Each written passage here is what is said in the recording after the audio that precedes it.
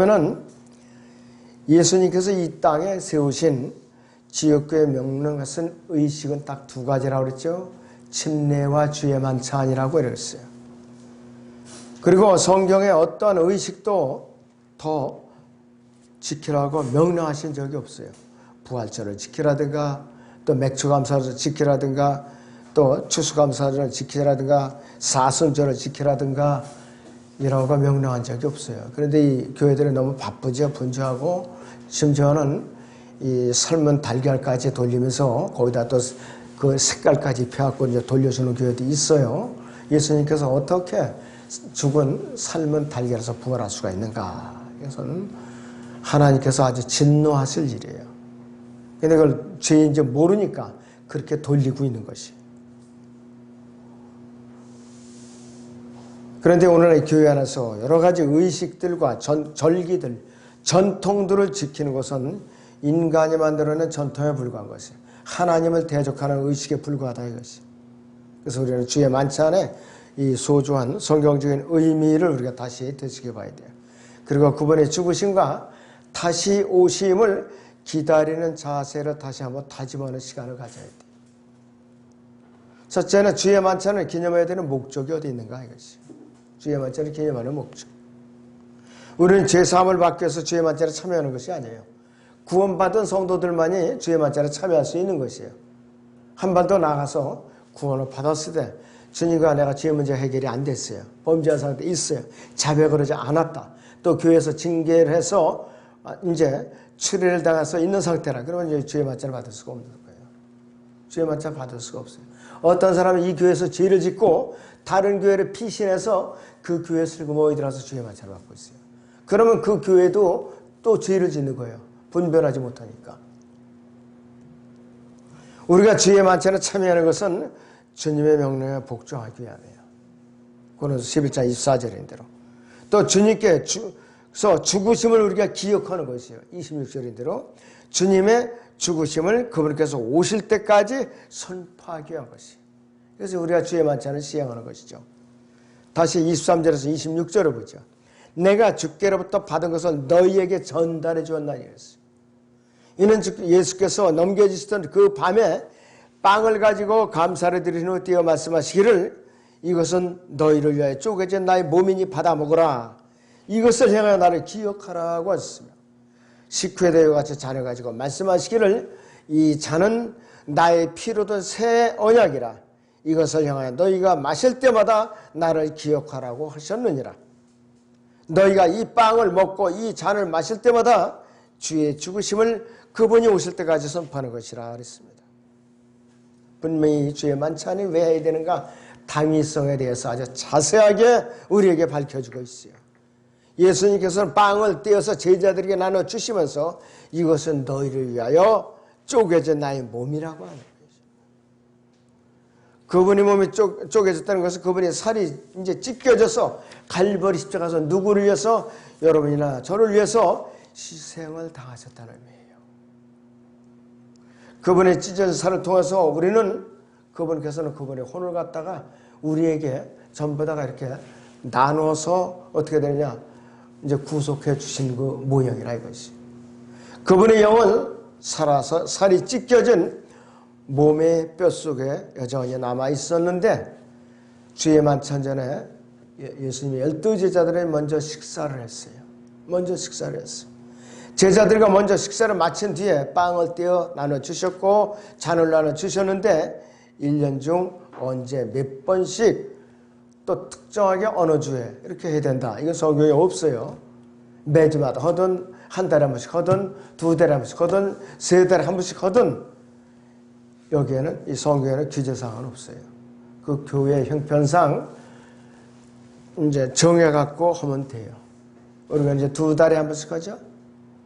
자, 그리고 너무 또 하기 귀찮다, 번거롭다 해갖고 6개월에 한 번씩 한다든지 1년에 뭐 크리스마스 때 한 번씩 한다든지 이건 합당한 짓이 아니죠. 그만큼 주님의 죽으심과 다시 오심을 기억나게 해주지 않으니까 성도들을 잠재우는 거예요. 이것도 주의 만찬을 하지 않아도.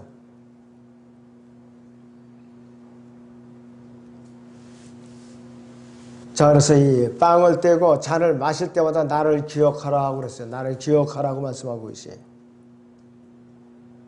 로마 가톨릭은 어떻게 해요? 매주마다 성체 성사를 통해서 예수님의 진짜 몸을 갖다가 찢어 먹고 피를 마시는 그런 의식을 시행하고 있어요.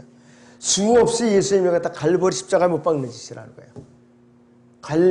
수없이 그분의 몸을 찢는 짓이라는 거라겠어요.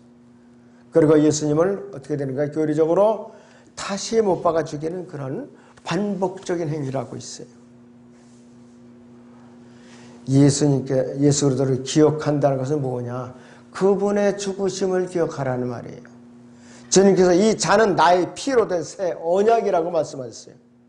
새 언약은 예수님께서 나의 죄를 위해서 죽으셨다는 것을 믿는 모든 자들이 믿음으로 구원받고 영생을 얻으리라는 신약적인 언약을 말하는 것이에요.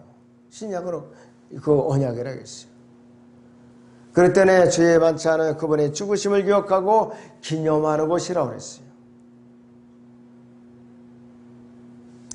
고린도서 11장 26절을 다시 보세요. 11장 26절. 너희가 이 빵을 먹고 이 잔을 마실 때마다 주의 죽으심을 그분이 오실 때까지 선포하는 것이라. 주의 맞장이 이래서 중요한 거예요. 그분이 오실 때까지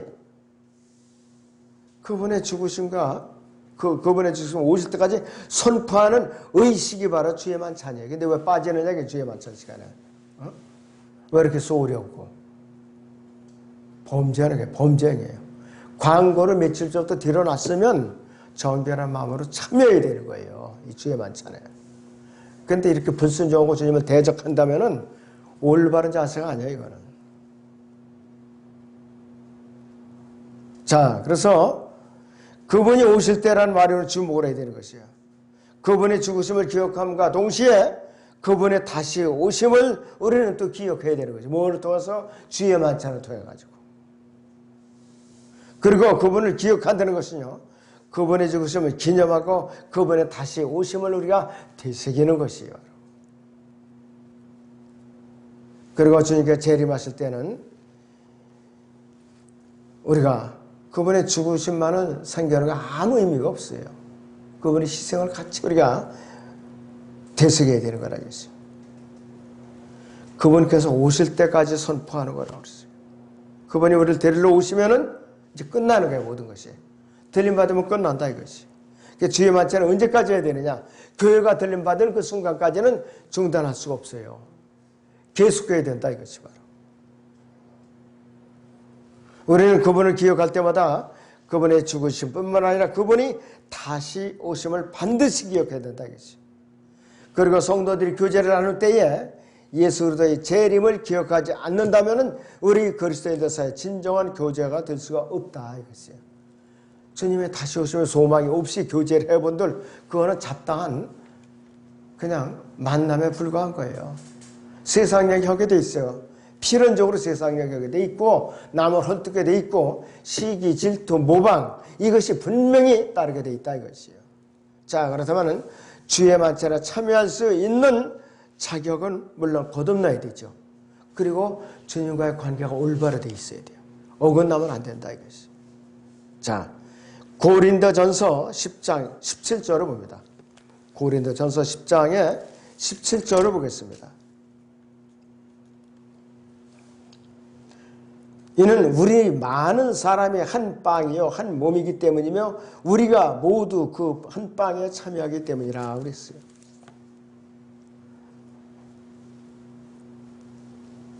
자, 하나님의 가족으로 태어난다는 것은 모두 그분의 은혜예요. 우리가 잘나서가 아니라 우리가 실력이 있어서가 아니라 학식이 많아서가 아니라 우리가 또 좋은 가문에서 태어났다가 그래서 아니라 이것이에요. 그리고 이 만찬식 때 참여할 것은 뭐냐 이것이에요. 두 가지 직면에 있어요. 내가 정말로 하찮은 존재에 불과하다. 그 다음에 내가 주님과의 관계가 정말로 올바른 관계에 돼 있다. 그러면 참여할 수 있는 것이. 하나님의 가족으로 태어난 진정한 사람, 하나님과의 관계가 올바른 사람, 그분이 교제하는 식탁에 앉아있을 권리가 있죠. 여러분들 싫든 좋든 어느 가정에 자녀들이 태어났어요. 넌 내 새끼 아니야. 너 이 식탁에 앉지 마라. 그럴 수 없어요. 왜? 혈연으로 태어났기 때문에 그 혈육이 참여하는 식탁에 넌 내 새끼 아니니까 이 숟가락 들을 수 없어. 나가. 이렇게 얘기할 수 없는 거예요. 양자도 같이 앉아 있는데 더군다나 친자식 그렇게 할 수가 없다 이것이에요. 구원받지 못한 사람들은 마귀 식탁에 참여해요. 반대로. 마귀 식탁에 참여한다 이것이에요. 고린도서 11장 10장 21절을 보죠. 너희는 그랬어요. 너희는 주의 만찬과 마귀들의 잔을 함께 마실 수 없으며 너희는 주의 식탁과 마귀들의 식탁에 함께 참여할 수 없느니라 이것이에요. 불가능하다 이것이에요. 자, 예를 들어서 지난번에 추석이 지났죠. 자, 추석에는 시골 가갖고 조상들이 제상 앞에 굽실거리고 술잔을 받아먹고 그리고 집으로 돌아와서 안 그러면 자꾸 그 교회 가서 머리 조아리고 그냥 어쩌고 저쩌고 이제 기도하고 신실한 척 하는 거. 이 사람은 주의 잔과 주의 식탁과 마귀의 식탁에 동시에 참여하는 악질이에요. 완전히. 그런 사람들이 실제적으로 있어요. 지금 교회마다 있어요. 그런 사람들이. 그건 안 되지. 그런 사람들. 의와 별날이 어떻게 어깨를 나란히 한다 이거죠. 너무나도 그건 가증스러운 일이에요. 어떤 교회든지 어떤 교회는 또 침례받은 성도만 참여하도록 규정하고 있어요. 또 더 엄격한 교회는 자기 교회에 출석하는 성도만 또 주의 만찬에 참여하게 돼요. 이건 잘못된 거예요. 구원을 받았으면 침례를 미처 못 받았을지라도 확실하게 구원을 받았다. 주의 만찬에 참여할 수 있는 거예요. 금지시켜서는 안 돼요. 또 내가 어디 여행을 하다가 장기 여행을 하다 거기 올바른 교회가 있다. 주의 만찬을 한다. 그러면 내가 참여하려고 했더니 당신 우리 교회 교인이 아니요. 우리 교회에서 침례도 안 받았고 근데 등록된 교회도 아니고 주의 만찬에 참여할 수 없어. 이렇게 막는 교회도 있어요. 특히 미국의 근본주의 같은 거. 이거 안 되죠. 이러면은 참여하게 해줘야 돼요.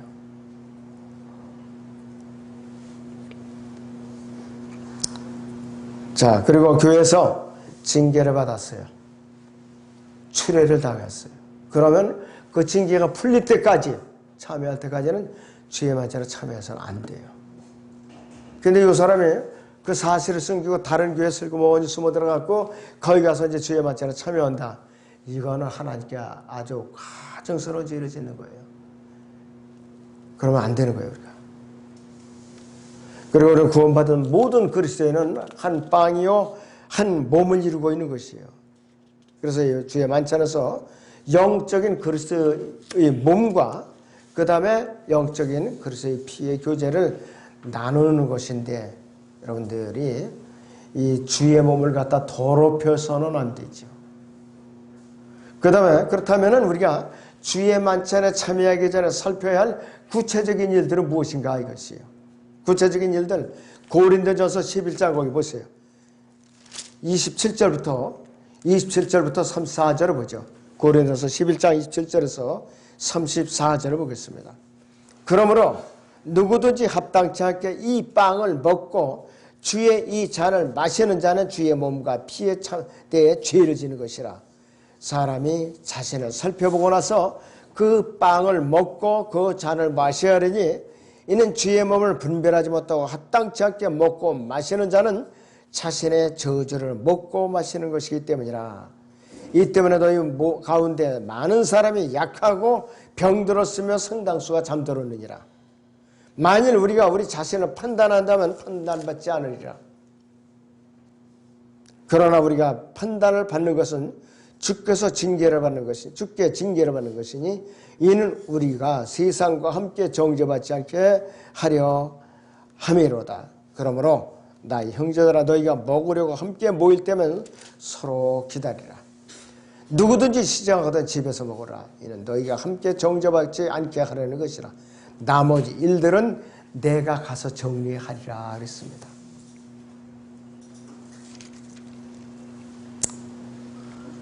자, 한 몸을 이루는 우리 그리스도인들이 다 정결해야 돼요.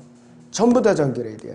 만약에 이 중에 한 사람이 죄와 연루되어 있어요. 중에 만약에 죄의 만찬을 시행하는데, 그러면은 교회 전체가 더럽혀지는 거예요. 죄의 만찬은, 그 죄의 만찬은 의미가 없어요. 이미 벌써. 자백하지 않은 죄로 더러운 상태로 있으면서 주의 몸의 교제에 참여한다는 것은 주의 몸에 대한 모독이요, 주님의 몸을 파괴하는 행위였어요. 그리스도인들이 자신의 죄를 자백하지 않고 마음속에 숨겨놓은 죄를 자백하지 않음으로써 하나님과의 관계가 온전하지 못한 상태에 있다면 어떻게 되느냐? 주님의 몸을 파괴하는 것이에요. 그래서 주의 몸을 분별하지 못하고 교제에 참여하는 것은 교회에 주님의 몸을 찢는 행위라 이것이에요. 그래서 사도 바울은 사람이 자신을 살펴보고 나서 그 빵을 먹고 그 잔을 마셔야 한다 그랬습니다. 자신을 전혀 돌보지 않는 채 빈번히 주의 만찬에 참여하는데 합당한 사람이 있어요? 아무도 없어요. 그런 사람은 그 주의 만찬에 참여하면 안 되는 것이. 아무리 구원받은 그리스도인이라도 죄를 지을 수가 있어요. 죄를 지을 수가 있어요. 그렇다면은 바로 자백하고 죄를 해결해야죠. 그리고 주의 만찬을 받으면 되는 것이. 그래서 우리는 죄를 지을 때마다 바로바로 자백하고 죄를 버려야 되는 것이. 끊임없이 우리는 주님의 피를 이제 의지하고 자신을 끊임없이 정결케 하고 몸은 영을 깨끗이 우리는 보존해야 될 책임과 의무가 있는 사람들이라 이것이. 이것을 분별하지 못하고 주의 만찬을 받으면 자신의 저주를 먹고 마신다고 성경에서 말씀하고 있잖아요. 여기서 저주라는 것은 지옥으로 떨어질 영원한 저주가 아니라 일시적인 주님의 징계를 말하는 것이. 주님의 징계를 말한다 이것이. 그래서 내가 죄와 연루되어 있으면 주님의 징계를 받게 되어 있어요. 자, 로마서 14장을 봅니다. 22절에서 23절을 보죠.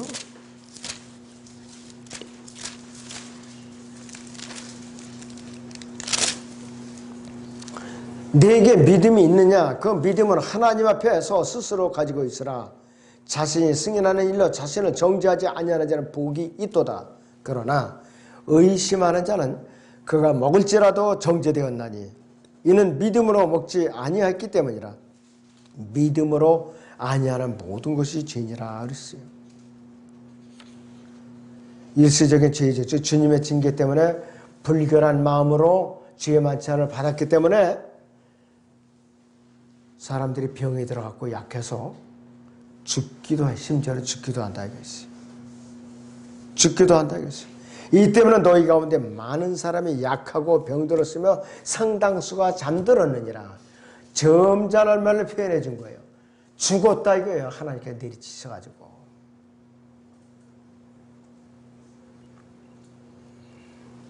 내 스스로를 내가 자백하고 죄에서 돌이켜서 나를 바로바로 심판하는데 게을리하면 하나님께서 직접 개입하셔서 심판하시는데 그 심판이 뭐냐? 질병도 주시고 또 고난도 주시고 심한 교회는 목숨을 거둬가셔요. 그럴 때는 주의 만찬이 무서운 거예요. 아주 단순한 것이 아니라겠어요. 단순히 빵 조각만 띄고 이제 우리가 잔을 마셨다고 해서 끝나는 게 아니라 이것이요 바로.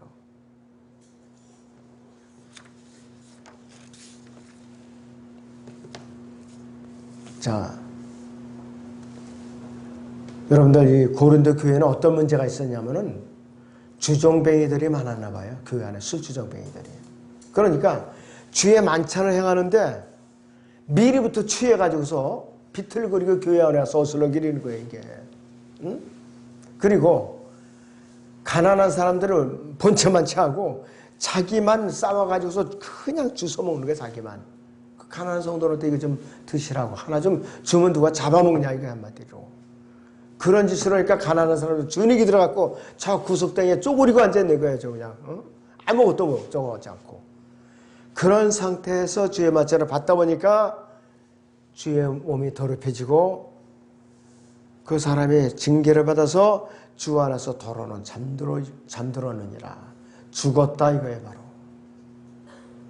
누구에게 무슨 질병이 왔다. 특별히 내 건강 관련해 하고 있는데도 질병이 왔다. 분명히 이 사람은 주님과 관계가 어긋나 있는 상태예요. 어긋나 있는 상태예요. 잘 살펴봐야 됩니다.